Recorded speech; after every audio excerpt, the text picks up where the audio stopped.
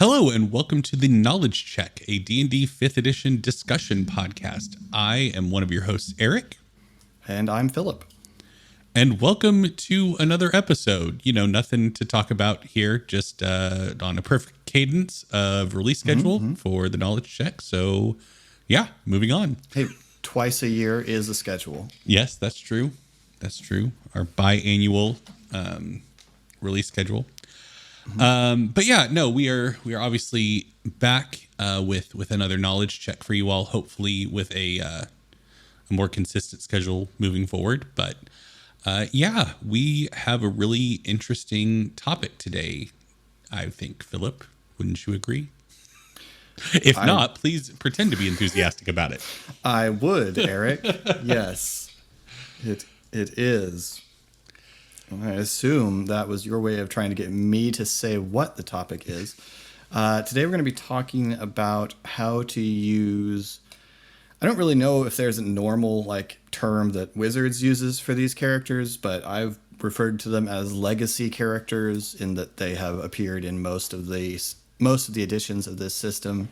Yeah. These are the sort of iconic D&D characters who sometimes cross settings and definitely cross editions. People like Elminster and Mordenkainen and Volothamp and Tiamat and Vecna and that sort of thing. Yeah.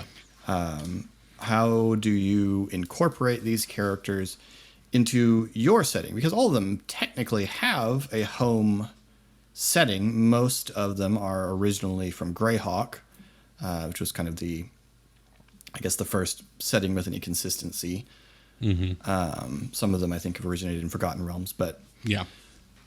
Really either one of those two things. But they've been around for so long that they've kind of appeared in other forms, in other places, but they've been in, and their stories have evolved with them. We're about to get another book that's going to deal with some of them, at least, because Van Richten's Guide to Ravenloft will presumably give us a little more about Strahd von Zarovich, but I believe I know, it's also going to include some like Lord Soth, who I think is a dread lord in Ravenloft now, even though he originated in Dragonlance. And, figures like that. So, presumably, I would bet that there's going to be a lot of those in Van Richten's Guide. They haven't, I don't think, given us a table of contents or anything yet. No, not yet. Yeah.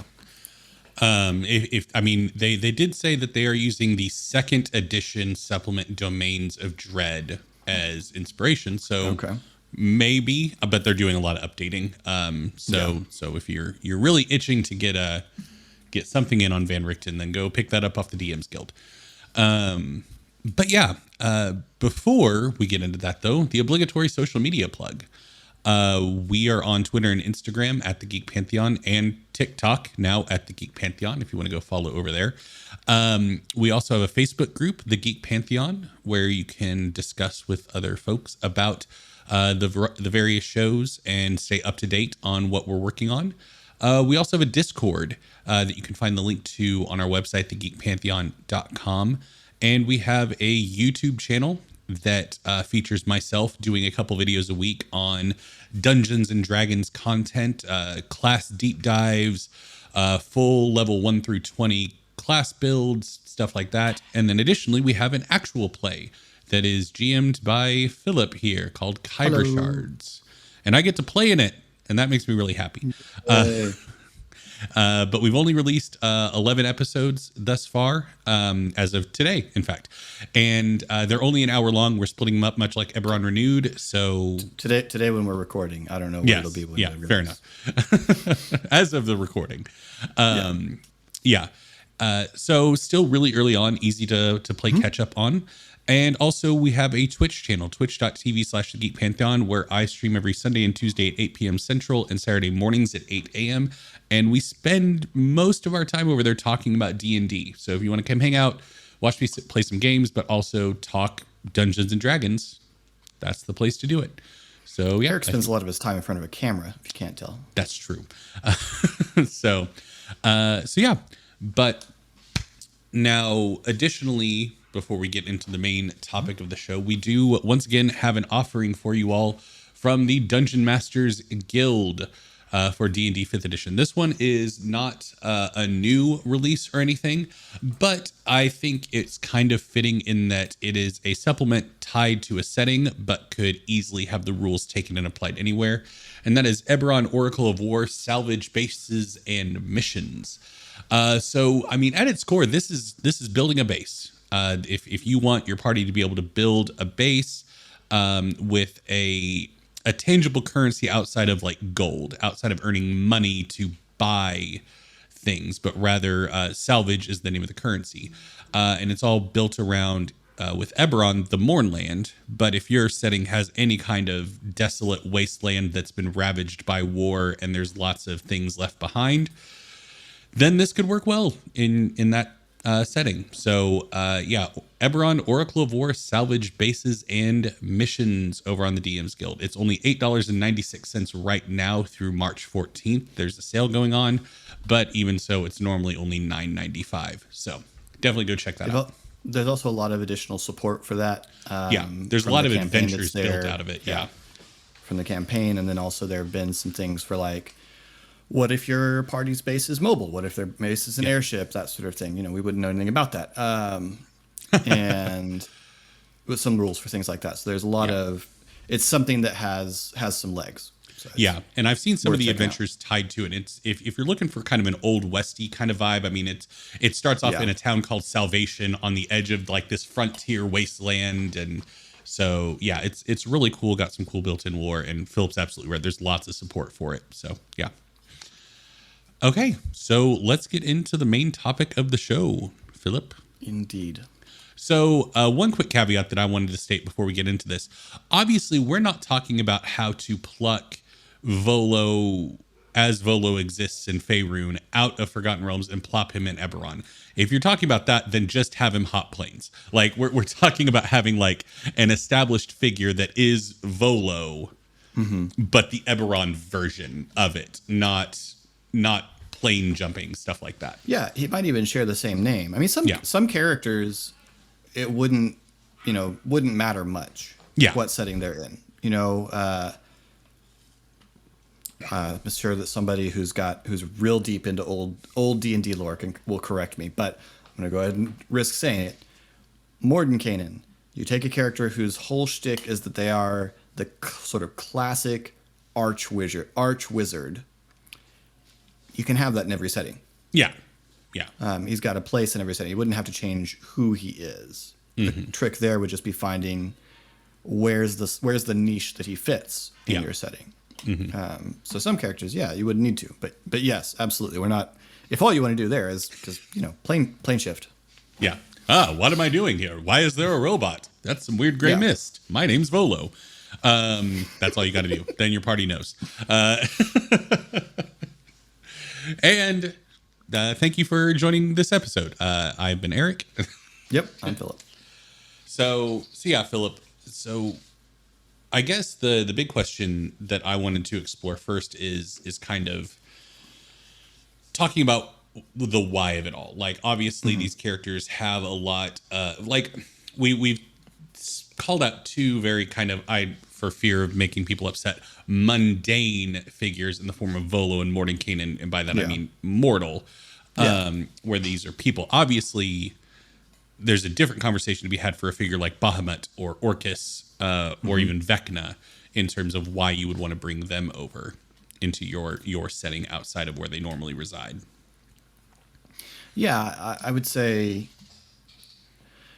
the reason to bring over a mortal character, like one of the great wizards who has a spell named after them or something like that, is one, since those spells exist in all settings, it perhaps stands to reason that those characters exist, at least in the lore of all settings. They might not be around anymore, but your character in Kyber Shards has cast Tasha's Hideous Laughter. Yeah. Which, you could easily just skin the names off and just call it Hideous Laughter if you don't want to mess with that. But if you find it interesting, you could say, well, we got this spell called Tasha's Hideous Laughter. We got this spell called Tensor's Floating Disc. We got... There's a bunch more. What's the Snowball Swarm one? There's somebody that made a Snowball Swarm. Snillick. Is it Snillick? Something like that. Something like that. Yeah. You could just ignore those, but you could also say, well, these are... that maybe they're characters in lore, in history. These are sort of some of the first characters who wrote about formal magic. You know, magic before when it was chaotic and early in the discovery of it. So you could do things like that. So that's one reason to bring over some of these great characters. Another is kind of just the inside joke bit. I mean, you got Volo's Guide to Monsters on your shelf. Having Volo show up is fun. Yeah. Like it's amusing to be able to say, yeah, this book on my shelf, it also exists in the world. That's a fun thing. So there's just an element of fun and inside joke to it. Especially if you have some players who have been around for a few editions and will be on the inside of it. Yeah. So there's some reasons just to do it just for the amusement. But also these characters have their ready-made complex NPCs with a whole bunch of lore that you don't have to invent. Yeah. And we are big fans of stealing. Always. And then obviously on the other side of that coin, as I referenced before, you might have a player who's like, I really want to be a paladin of Bahamut. I think Bahamut is super cool. I want to worship a big dragon. So please let me do that. Or you're going to be running Horde of the Dragon Queen, but you're setting it in Eberron. And obviously Tiamat plays a big role in that. So there oftentimes with these bigger figures, there's either an adventure need or a player need, whether it's I want to worship this person or I want to be dedicated to destroying Orcus and the undead hordes and stuff like that. And I think in that case the why becomes a lot more with the mortal thing. It's fun, it can be engaging, it can be at times silly or very serious. But when you're dealing with something that your player is really invested in, really wants, I think that's something that requires a deft hand and a certain level of respect if you're going to allow it, because the last thing you want to do is say, okay, yeah. And then when they get to the table, be like, okay, well, Bahamut is like totally different in my setting, because here's the deal. Bahamut's actually evil and he's a slug. And so it's just like, well, that's not what I wanted to do. So yeah, the original image of Bahamut is like a big fish. Yeah. So yeah, that's either a conversation you need to have when the player first pitches that, or just stick with Bahamut as he exists in other settings and bring him over. Well, and in some cases, if you're going to bring over one character, you're going to have to bring over more than one. If you want to bring them over clean, if you want to bring them over as they are, if you're going to bring Bahamut over as they are, you kind of need Tiamat. Yeah. They're linked. They're the characters. Bit of a package deal. Yeah. Same thing with Tasha. Tasha's backstory is as the adopted daughter of Baba Yaga. So you don't necessarily need Baba Yaga, but you need some sort of arch hag. Yeah, you need a similar figure. Yeah, you need someone like that, because otherwise Tasha doesn't make sense. Yeah. And I think that's a perfect segue into beginning to talk about the how of it. I think that touches on the first important bit is once you've selected a figure, and obviously Philip and I are both self-proclaimed Eberron fanboys. So a lot of our thinking will be into that setting, but we do also want to discuss like exporting from Eberron. And so in a similar vein as talking about with Tasha, you need to at least have some kind of arch hag to serve as the maternal figure for her. Similarly, if you're going to be taking somebody like Arandus Vole, like if I were to create a homebrew setting, or I just decide I'm going to do a Greyhawk campaign, but I really like this character and I like their story, so I want to build a campaign around them. The big thing is, especially if you're playing at a table with people who know who that figure is, like if I were running it for Philip and like my old gaming group that all knew Eberron really well, and I tell them Arandis Vol is going to be in the campaign, there's going to be certain expectations attached to that. And so while obviously saying things like the Mark of Death doesn't need to come over with her because dragon marked houses aren't a thing in this other setting, but Right. there needs to be some aspect of the character that caused her family to become a threat to the larger elfish culture. And so changing the window dressing, basically. Yeah. You need the story of the purge. You need the story of the eradication of her family. You can come up with your own why. Yeah. One way to approach that is to kind of invert one of the things. So one of the things when you're importing characters into a setting that exists that you're not creating. One thing when you're importing those kind of characters, like let's say we were going to import Strahd into Eberron. Strahd That's could no come fair. over to You've done Eberron. this before. Yeah, right. Strahd could come over to Eberron in a domain of dread, which is what I did. We went through the mists and then we were in Ravenloft. So that was easy.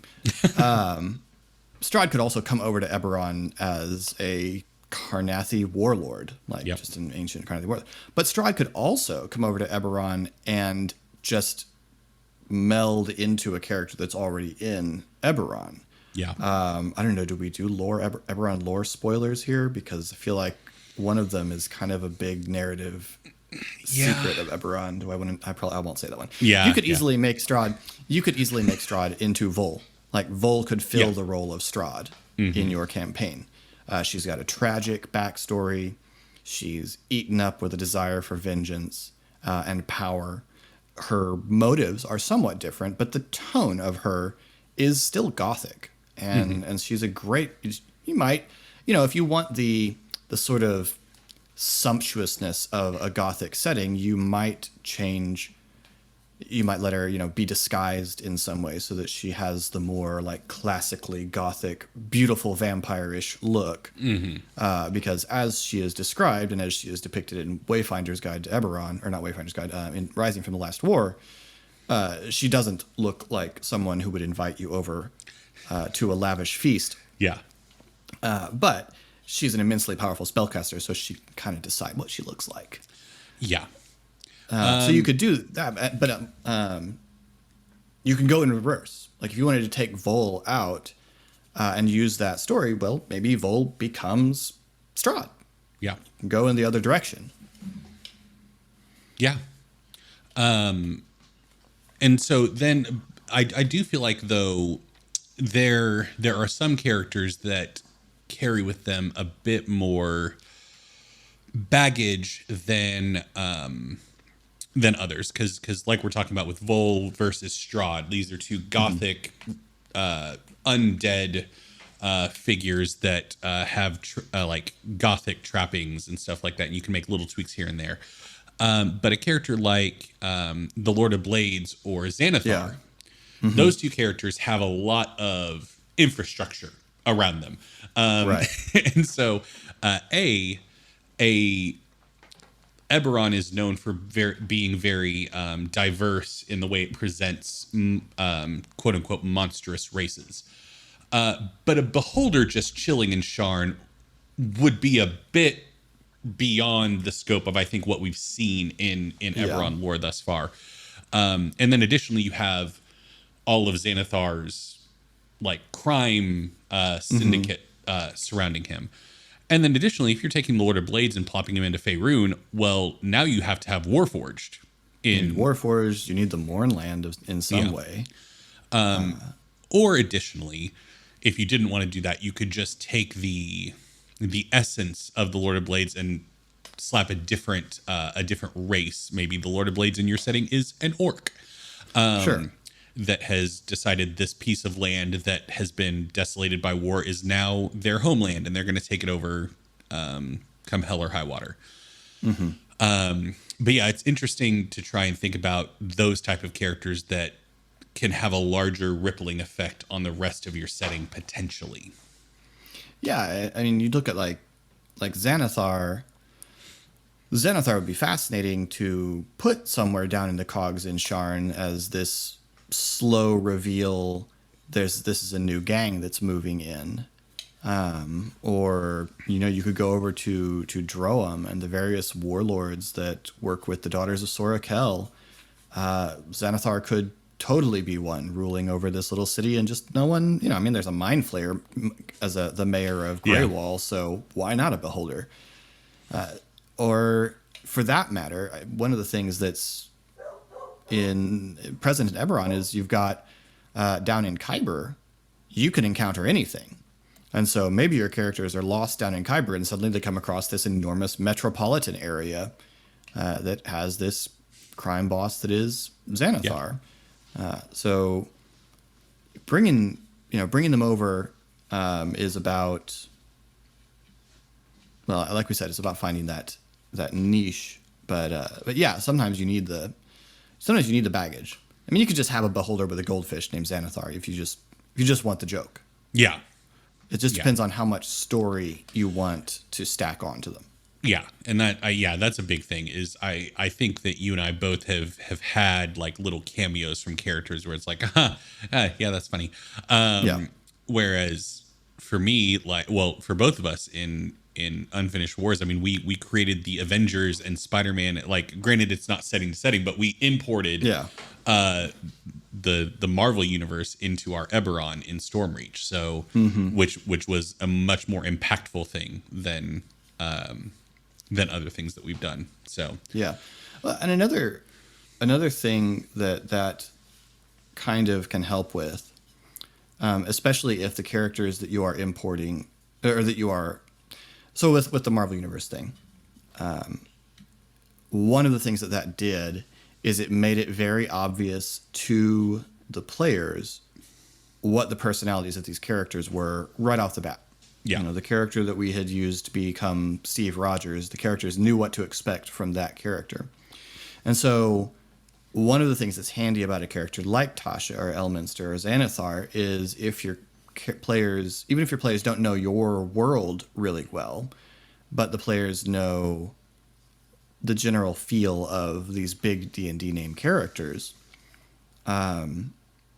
these characters that should be famous to their characters are things that they know. Yeah. And so it provides an immediate context for your players when you have these big iconic figures.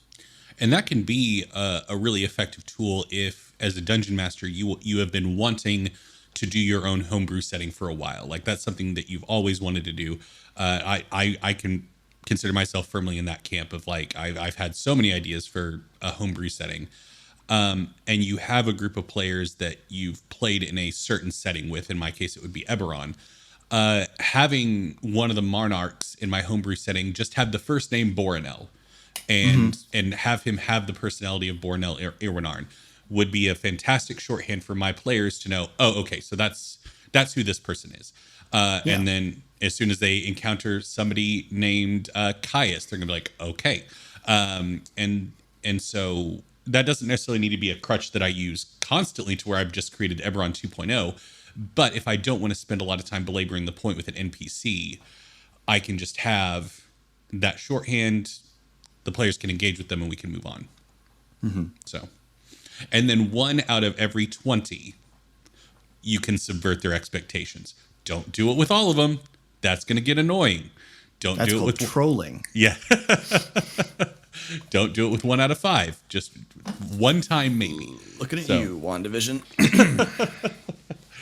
So yeah, that's a fantastic shorthand to use. When we're talking about a homebrew setting, I think that's where this is especially useful. I mean, porting these things into Eberron is fine and it's fun.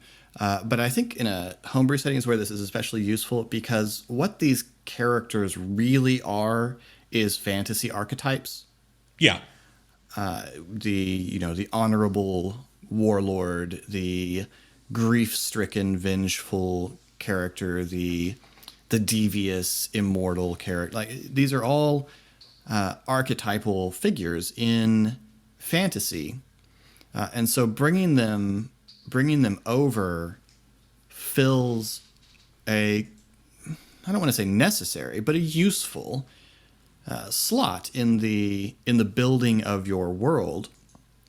without constraining you to the lore that they necessarily already have. So my home game is not quite in a homebrew setting. It's becoming closer and closer to being a homebrew setting over time. But we started out in the standard Pathfinder setting in Galarian. But over time, we've ignored more and more of the established lore of it and created more and more of it. And I introduced in my, not in game yet, but in the setup of my current campaign and some of the lore that I created around it, we're in a part of the world where dragons are culturally important. They're not necessarily present everywhere, but they're culturally important. And so there's a lot more dragon lore to lay out there. And so I've set aside all of these myths regarding dragons. And I brought in Bahamut. In Galarian, Bahamut and Tiamat don't exist. There are two dragons who are essentially Bahamut and Tiamat. We just don't call them that. And I took that and I recreated one of them as Tiamat using the original Mesopotamian myth from which Tiamat derives, which is a fantastic creation myth. And then I wanted to introduce Bahamut since I was using Tiamat, so I recreated Bahamut as a younger dragon, and as the dragon, I used him as Prometheus. He's the dragon that befriended humanity, rather than being a peer of Tiamat. He's a dragon who has befriended humanity and helps in the battles between humanity and the chaos and monsters that Tiamat represents. So just grabbing that archetypal, kindly, honorable dragon was a useful bit of lore for my world, but I didn't necessarily have to bring over everything that Tiamat is. There's no man with yellow canaries. Yeah. in my world, that's not a part of it. Bahamut is recognizable enough for anyone who has played D&D that my characters know what to expect when I talk about a paladin of Bahamut, without me needing all the extra lore. I'm using him as an archetype. That's it. Yeah. Yeah, and I agree that most of these characters can be. I mean, you reduce anything down to its essential parts, it's going to become archetypical in nature. And yeah, I think that an important thing to keep in mind, though, and this actually touches on, we do have some questions from some of our wonderful patrons, and I'm going to touch on one from Darren about how do you feature these characters in a way that would be fun for players who have never heard of them. And I think this is like our third reference to them this episode, but looking to Marvel would be a wise way to do it, in that they strive to keep everything pretty accessible and not reliant on if you've read the comics. But if you have, wink, wink, this thing is pretty cool. And so I think not having it be reliant on having a twist of like, it was Volo all along, bump, bump, bump, and like one of your players is at the table going, what? And everybody else is like, I'm sorry, who? And so there would be that impulse to, like Philip mentioned, with Xanathar having this slow reveal. Don't have the reveal be, it's Xanathar. Have it be, there's a beholder running a gang down in the cogs. That's weird, right? That's something that every player would have a response to. And then the people that notice the goldfish in the background would have an even bigger response. Stuff like that. So if you're going to structure it around something where the enjoyment is going to come from a reveal of some kind, you have to think about what the reveal is on its face value, not the reference, and get it kind of thinking and going with that archetype. And it, like Philip just mentioned, the man with the canaries. If you're going to have that reveal regarding Bahamut, don't have the reveal be it's Bahamut. Have it be it's a dragon. It's a dragon god. Like, Yeah. So featuring the characters in that way, where it's something unexpected about who they are. So for Volo, for example, having the players try to track down this like mythical figure that knows anything and everything about every monster in the world, and they apparently have this vital piece of information that they need for a quest, and so they're hunting this person down, and it takes them like 3 levels worth of adventuring, and they go through hell to find this person. When they get there, it's a dude with a mustache. It's just like, have it be a Yoda moment of like, oh, we're looking for like this great scholar. Yeah. It is I, Volo. Like, have that be the reveal, not, oh, it's Volo. So setting up, if you're going to feature these characters in a way that's reliant on eliciting a reaction from your players, to where the reaction comes from something outside of the realm of, it's this person that I hope you've heard of. Unless you know they've heard of them. Like, if I'm playing with my Eberron gaming group, like, because in previous campaigns we featured these characters, I'm going to be able to be fairly certain that they're going to get the reference. So Sure. You're, like we say with so many things, your table will be different. Every table will be different in that way. Go ahead. Another way to do it is to use the archetypal character in a way that plays on dramatic irony. Players at the table might know the lore of the character. I mean, well, okay, you have the characters start talking to this old man, and there's a yellow canary sitting on his shoulder. Some of the players around the table are going to go, oh, but their characters can't. Their characters don't know that. Yeah. And so they get the pleasure of realizing what's happening without the character being able to use that knowledge. And so the characters still have to learn who this is and still have to learn about them. And so the players at your table who don't have that prior knowledge are going to be able to gain it. You know, when me and Eric have introduced the Raven Queen into Eberron 2 or 3 different ways in our various campaigns. And each time we've always introduced her as something new in the world. My Ravenloft excursion with Strahd was the way the Raven Queen came into Eberron in Unfinished Wars, and in Eberron Renewed, obviously we saw a way in which that was done in other games. One of me and Eric's original ideas in Unfinished Wars was that it was Denel Irwinarn, that Kyre had been pulled into the Shadowfell. Yeah. And she was now the Raven Queen. She had become the Raven Queen in order to survive. And so there's lots of different ways to do things like that, but you make it something that's new in the world, and then the characters are going to have to learn about it, so your players don't need to. My One Ring game, I've done this so many times in my One Ring game, because there's so many archetypal characters that the players all know, but their characters don't. We had, an occasion where the players were had just uncovered something really, really strange. They were trying to find out about, and they were in, I wouldn't say Dale, and they went to talk to one of the dwarves who had been a companion of Thorin, and he was being visited by this old man in a just sort of a dun gray cloak and a big pointy hat.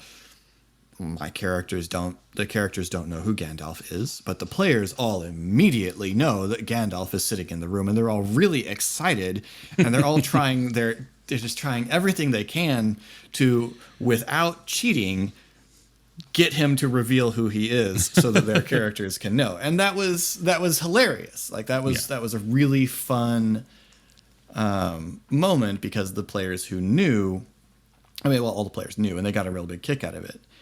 The more obscure thing is, it just sort of depends on whether it's going to be essential. You can throw a little cameo in and let the player who recognizes it recognize it and enjoy it. And if it's not, again, essential to the plot, then you don't really need to worry about whether other players got it. But if it's going to be essential to the plot, make it something the characters don't know about, because then the players have to learn about it anyway. Yeah. And then just to follow up Darren's question, how do you use these characters in a way that still leaves the PCs as the hero of the story? I mean, a very easy way is to have them be ships passing in the night. Like they encounter these characters for a short period and then move on to their adventure as these legacy characters move on to their own. Oftentimes, a lot of these characters that we're talking about, like Bahamut, Tasha, Orcus, they're not going to be. Gandalf is a perfect example. They're not going to be concerned with what the players are doing. Like they're not going to be concerned about the adventure that they're on. They got other stuff to deal with. They're going to be patrons. They're going to send you on missions. They're not. They're going to be patrons or advisors. They're not going to go on an adventure with you necessarily.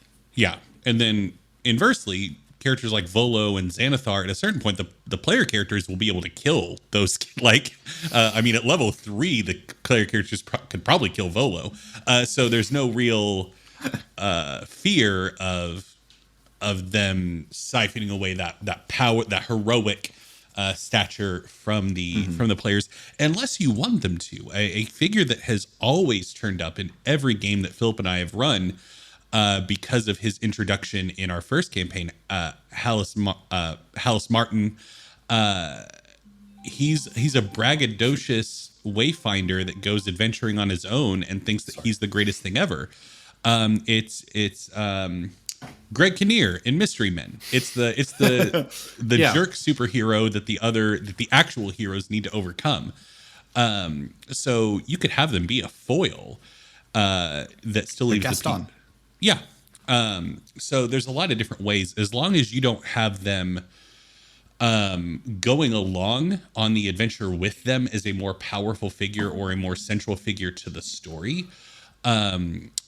Just to pull in a video game reference, Philip and I, for a long time, were the hardest of core Guild Wars players. And when Guild Wars 2 dropped, we were very excited. And there was a lot of criticism with that story that you were basically the sidekick to this NPC the whole time. And so don't have that structure where it's like you are going along with Tasha the whole way, and the campaign's all about Tasha. So yeah. So a couple of ways you can have them go along because I've thought about this so in my One Ring campaign, my One Ring campaign is generational play. So we've had several adventuring parties. We've had 4 adventuring parties now, so 4 campaigns. And in every single campaign, Aragorn has shown up in some form. The first one, in the first campaign, he's like 16 years old. And they meet him, and they none of them know who he is. A couple of the players were like, wait a minute. But he's like 16, and most of the characters think he's one of Elrond's children because that's how he was raised initially. So in that one, it was just a little cameo. The second time he showed up, he is older and is just beginning his adventures that take place pre-Lord of the Rings. Coming soon on Amazon Prime.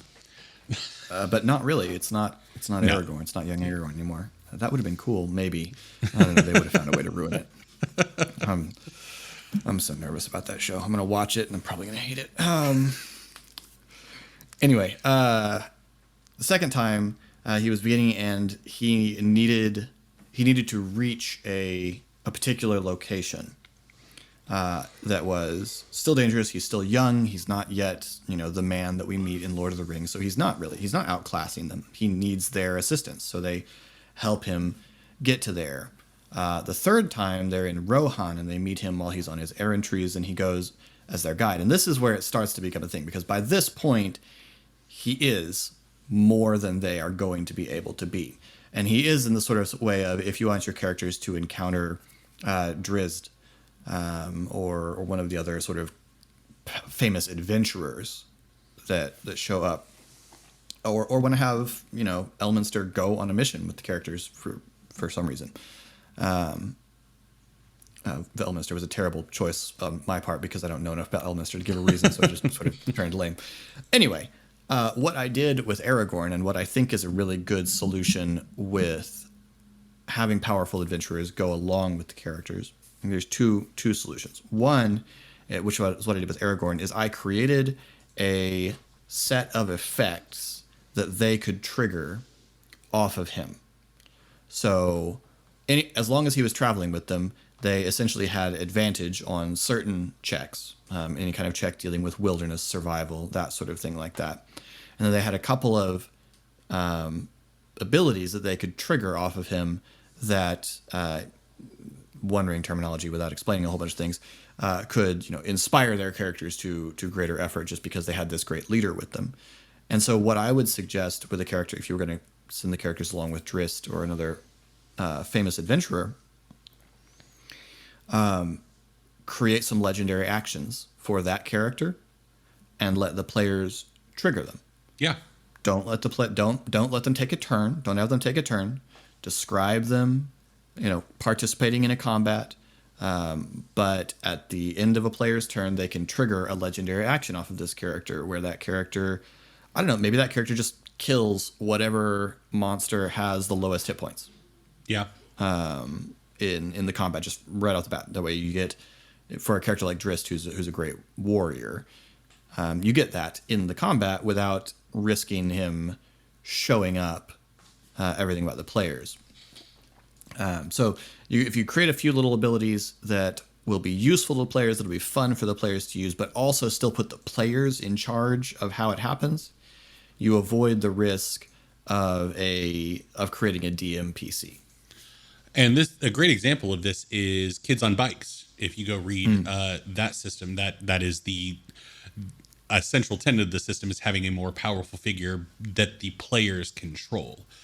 Yeah.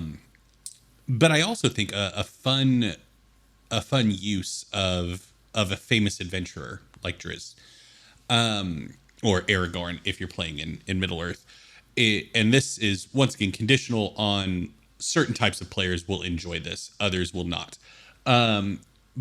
But having when the players are level 3, 2, 3, still really early on, having one of these legacy characters show up for an encounter, like the players are fighting and this character comes in, and have them be like a proper level 10 figure that just comes in and is the full badass they are meant to be, and have it be a cool moment, and have it be a fun moment for the players. Like, holy crap, it's Aragorn and he's fighting with us, and yeah, he's way better than we are, but what do we expect?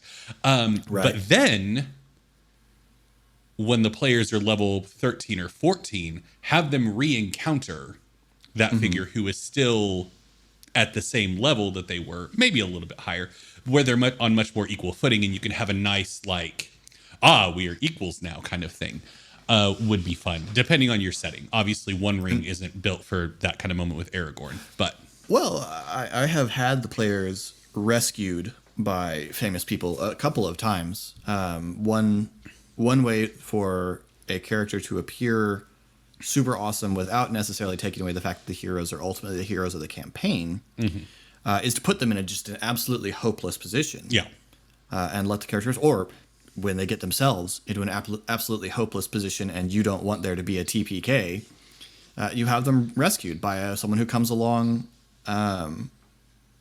just by chance. This literally happens a dozen or more times in Lord of the Rings, which, obviously that's sort of the archetype for fantasy epic. So, Frodo and his crew are rescued by Tom Bombadil, they're rescued by Glorfindel, they're rescued by Gandalf, they're rescued by Farmer Maggot, they're rescued by Faramir, they're rescued by eagles, they're rescued all over the place.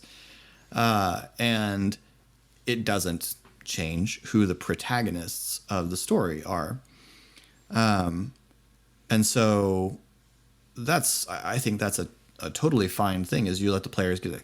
Another way to handle it is, again, to borrow Lord of the Rings, this is a foe beyond any of you. There's something in this fight that the player characters cannot take on. Yeah.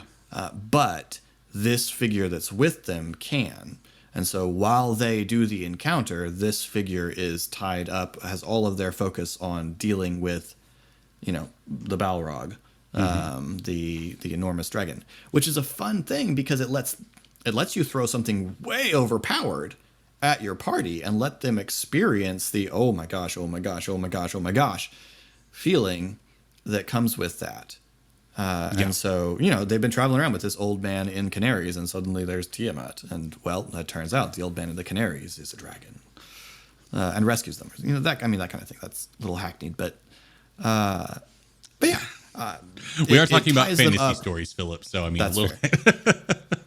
It ties up your super powerful character in a way that doesn't necessarily take away the heroism of your players. Now, I would say I wouldn't do that. I wouldn't do that at like the culminating fight. Like, no. Don't do that for your big bad evil guy. But again, early on, before the characters are ready for that. I remember there's an example of this that we have played. Eric ran for me and some of our other friends for a while. This is a campaign that kind of petered out, but Wrath of the Righteous, which was a Pathfinder setting. And the beginning of that campaign, an army of demons attacks the city that the players are in, like an army of real powerful demons. And the player characters are doomed. They're saved by the fact that they fall through, like the ground crack, like everything goes. It's apocalyptic. They fall into a big cavern, and they have to find their way out. So you have lost. And now you need to work your way out of the rubble. But one of the key sort of opening events... That campaign was the quickest I ever had things devolve into PvP in a game. Session one, two of the players started fighting. Like, two of the player characters started fighting. And one of them may be my co-host on this show. Oh, yeah, I remember that.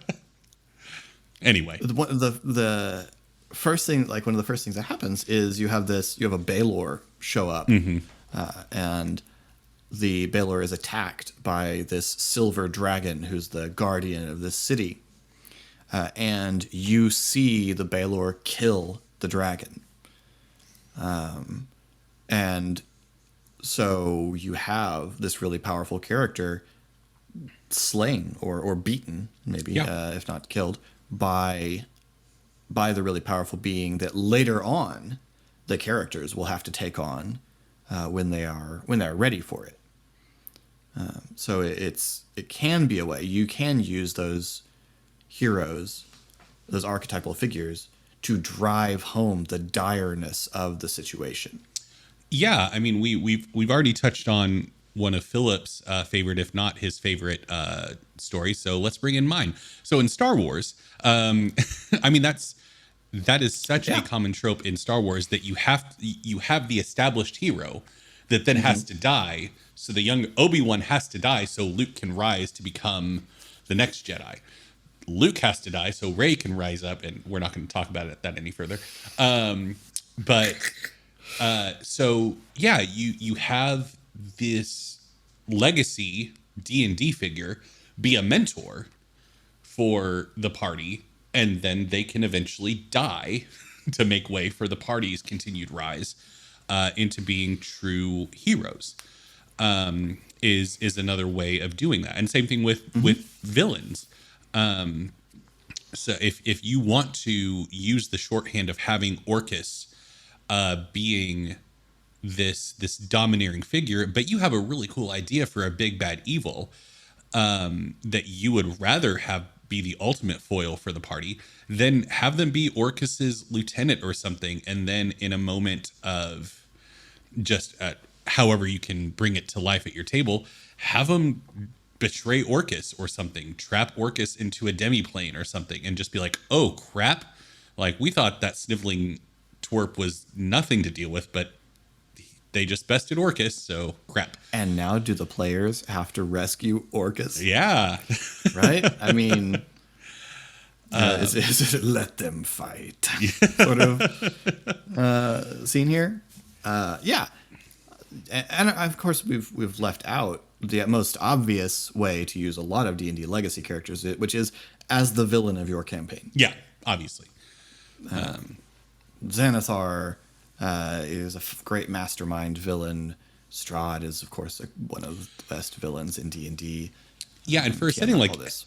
like Eberron, they've already done this with Tiamat, but Eberron has a great built-in function of the overlords. There are at least 30 overlords trapped in Eberron. We've only heard the names of like 17 of them, and one of them is Tiamat at this point. But yeah, if you want to bring Orcus into Eberron, he's an overlord trapped. Sure. Yeah. Easy peasy.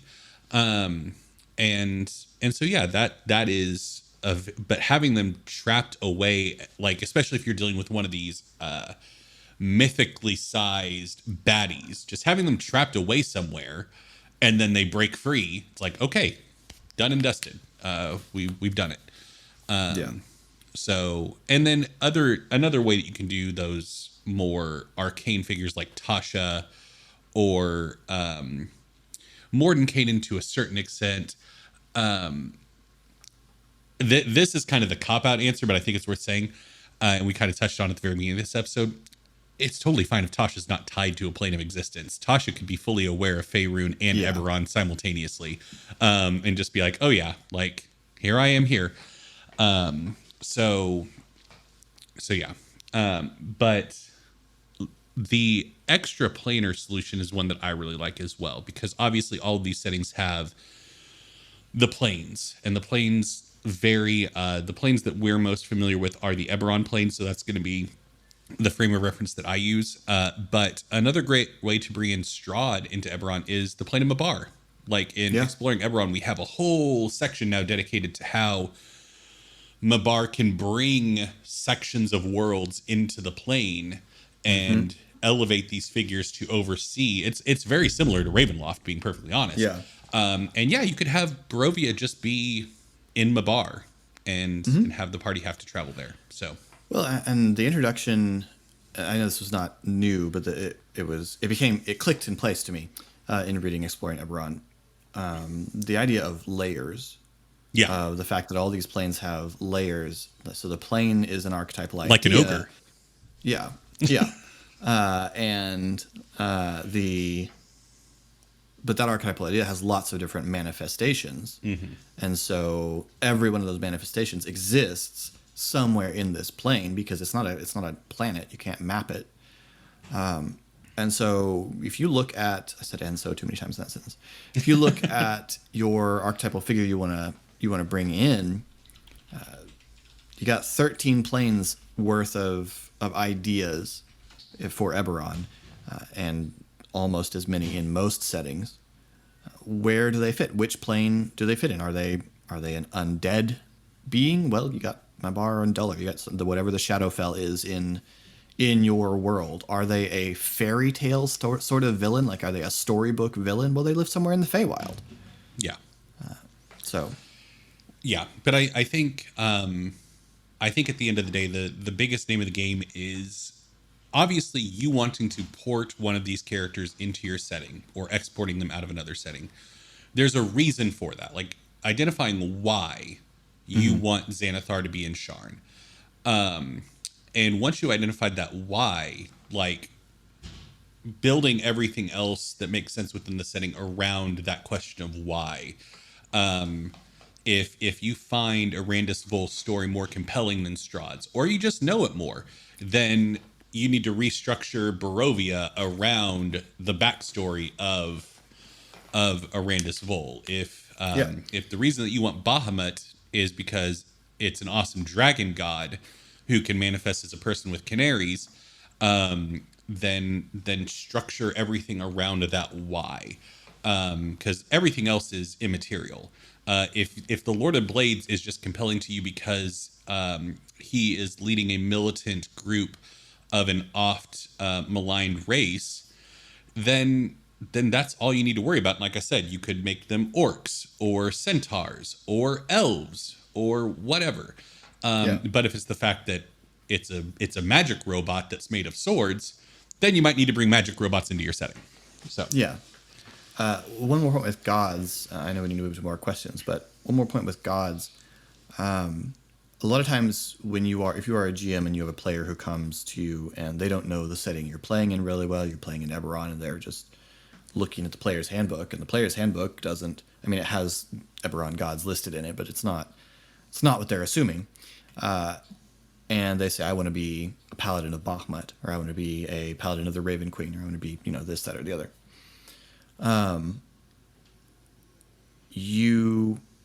I would advise, don't just say no. Yeah.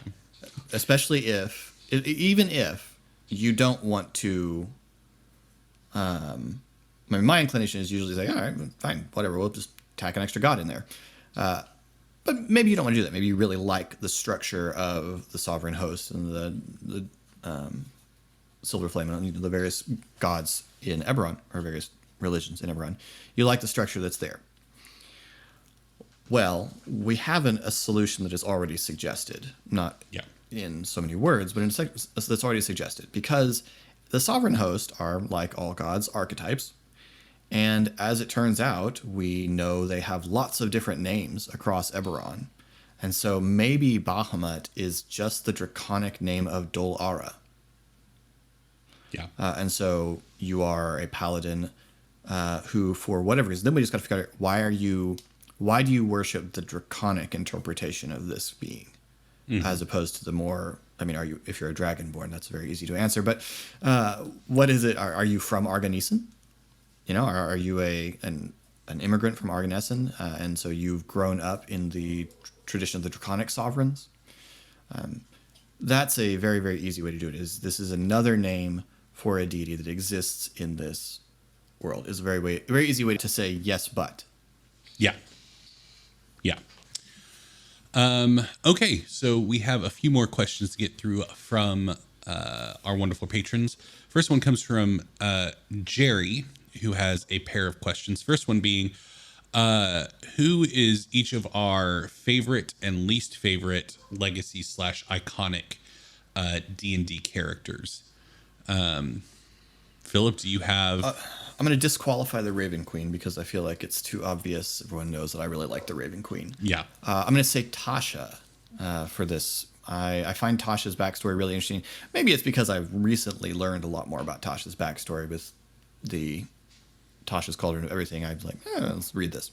And so learning a little more about her, I find it a very interesting story. I also find it very interesting the way the story has evolved over time, because she is a very, very different character once upon a time. She's also a character with an arc that she has gone through with her shift from just being the adopted child of Baba Yaga to being a powerful and malevolent being in her own right, as I can't say it, Igwivel or something like that. And you have lots of the fun elements to her story that have been told through these different adventures. Yeah, and so I think she's really interesting, and I think she has I have some neat ideas on where to put her in Eberron. Keith Baker has provided a really, really obvious and example that I hadn't thought of. I say it's really obvious. I should have thought of it. That she is Sora Tasha. She is a fourth daughter of Sora Kel. She is the adopted human daughter of Sora Kel, which is a great addition and makes her a very interesting character when you consider the other daughters of Sora Kel. So I'm going to say Tasha for my favorite, because I think she's very, very interesting. I have a different idea as to who she is from an Eberron Renewed perspective, since we've named the airship after the skiff after her. That's true. As far as least favorite, I don't know that I have a particular least favorite, and maybe it's because I could name some that I just don't know much about. Yeah. But that's not quite the same as least favorite. I guess, I don't know. I don't want to bag on Drizzt just because he's out there, just because he's an easy target. He's overexposed. It's not anything to do with his it's not his. It's not about him. Yeah, it's just. I'm tired of hearing how awesome he is. Drizzt, it's not you. It's me. You have a favorite? Yeah, my favorite I think is Volo, just because it's immensely charming to have the most mundane of a figure become so iconic. I mean, he writes about monsters. Like, he travels around and catalogs things.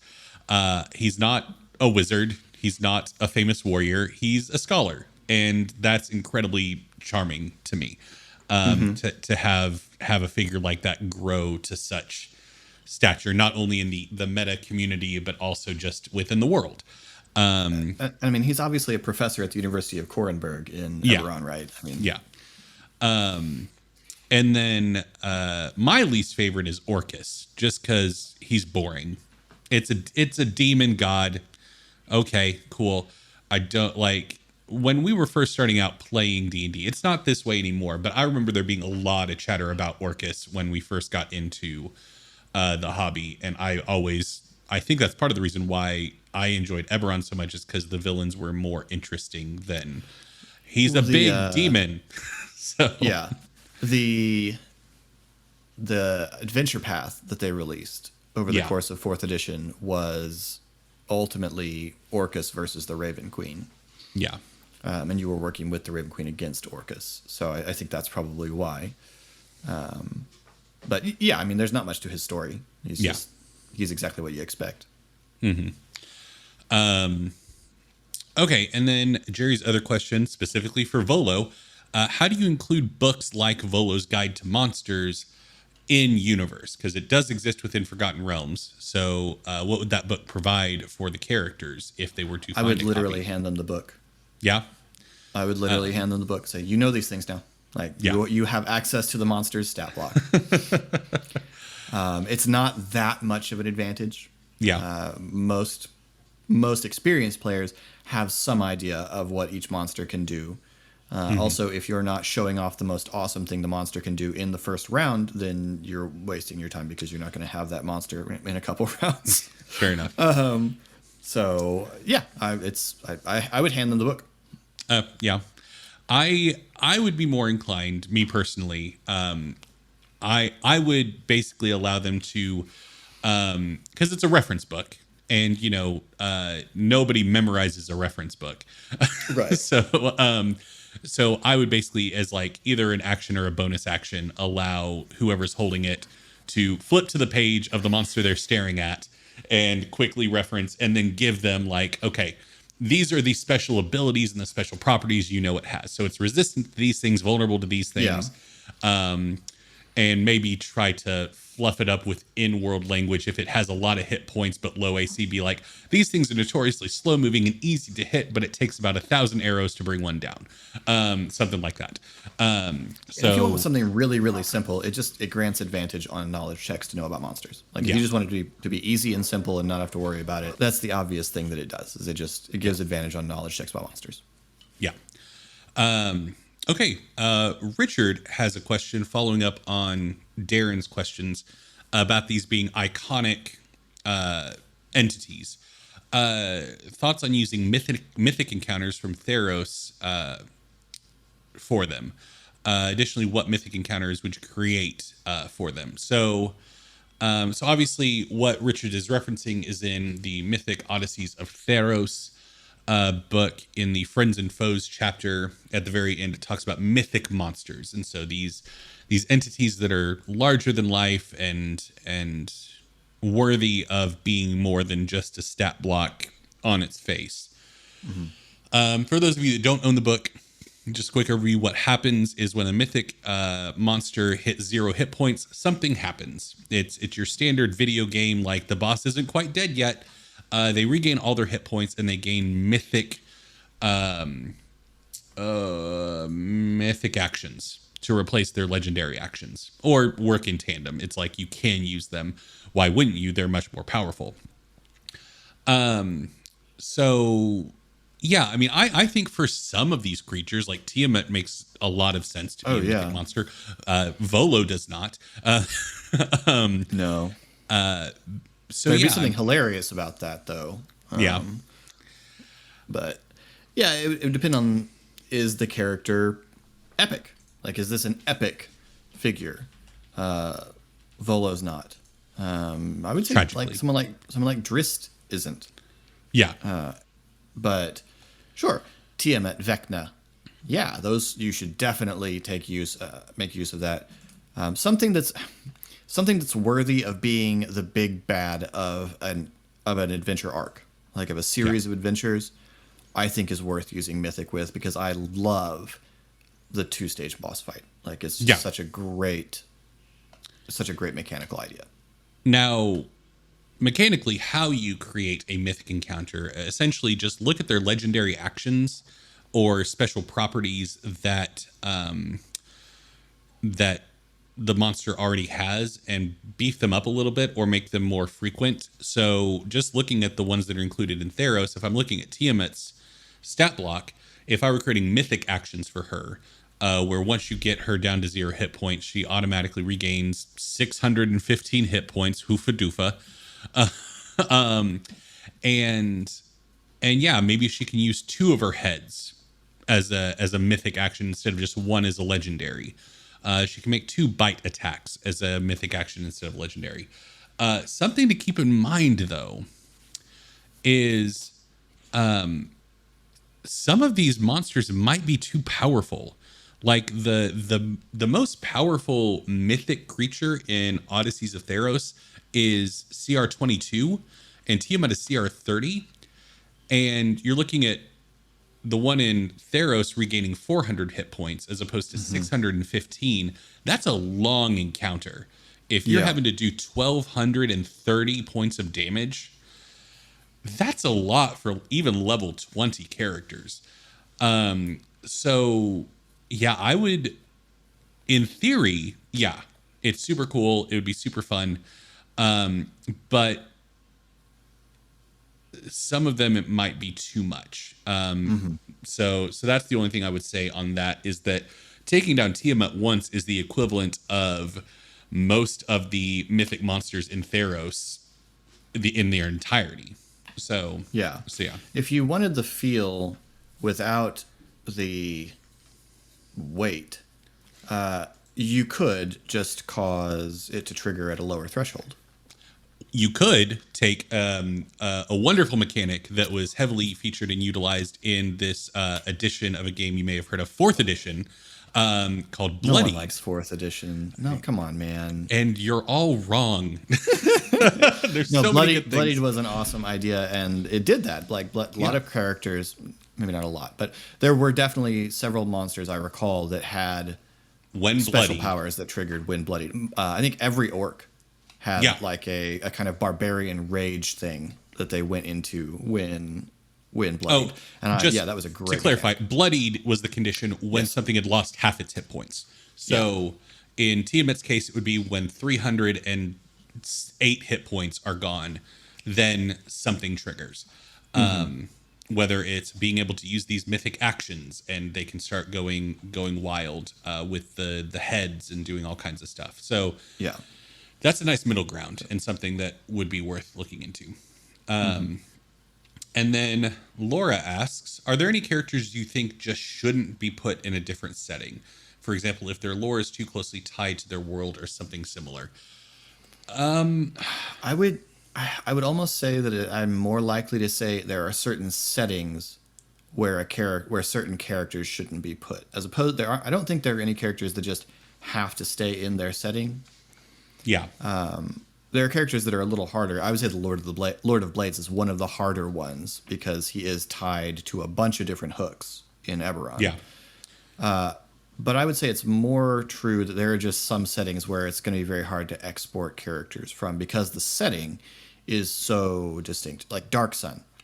Dark Sun is so wildly different from any other D&D setting that it would be very, very hard to bring characters over. Oddly, the Lord of Blades is one who wouldn't, because literally the whole planet is a wasteland that the Lord of Blades could be running around in.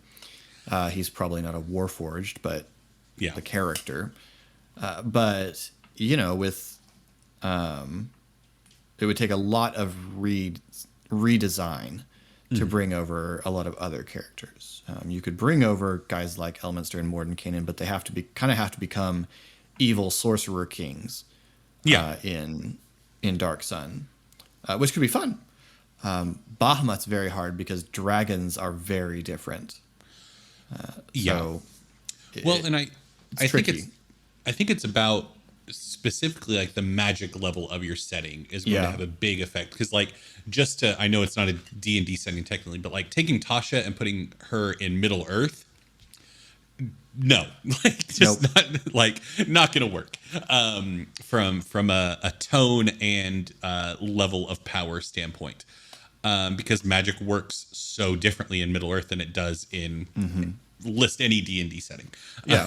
So you could have characters inspired, like you could have a Gandalf-esque figure in your setting, but Gandalf, as he exists in Middle Earth, wouldn't have the same impact in Faerun.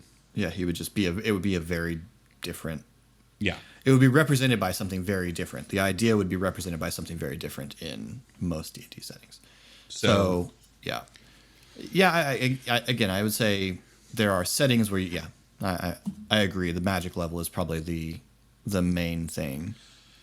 But at the core of your question, Laura, I am very much a proponent of change the window dressing as much as you need to make it work. So if they're tied so closely to lore, like Lord of Blades, change the lore as you need it if you really want a figure like this. And sure, it might end up being that this figure exists in Faerun in name and personality only, but he's not a Warforged, which to Philip might be an essential part of his character and therefore disqualify him from being called the Lord of Blades in his head. Whereas me sitting to the table next to him might go, oh, okay, cool. Sure. Your players might react differently, but there's no accounting for taste. And I mean, it seems extremely unlikely. Obviously, any wild thing can happen, but it seems extremely unlikely you're going to have a player go, nope, I quit. Lord of Blades is a human? Unacceptable. Yeah. It's. I know some DMs that have done that in Eberron, like Lord of Blades is just a guy in a suit. So,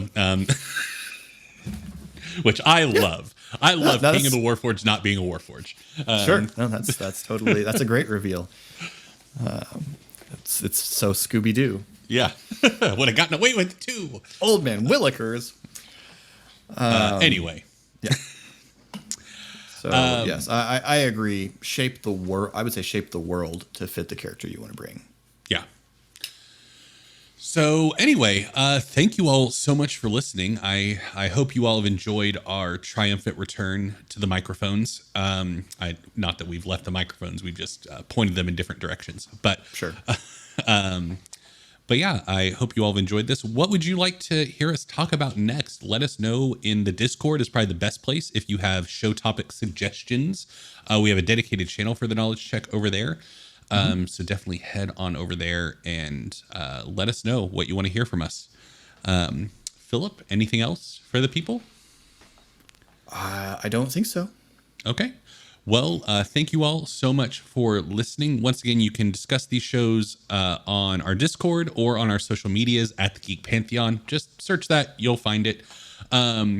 If you go to any of the social medias, there's a link tree in the bio which has the links to everything. So just click on that and you're good. So anyway, thank you all so much for listening. I have been one of your hosts, Eric. And I'm Philip. And we will see you next time.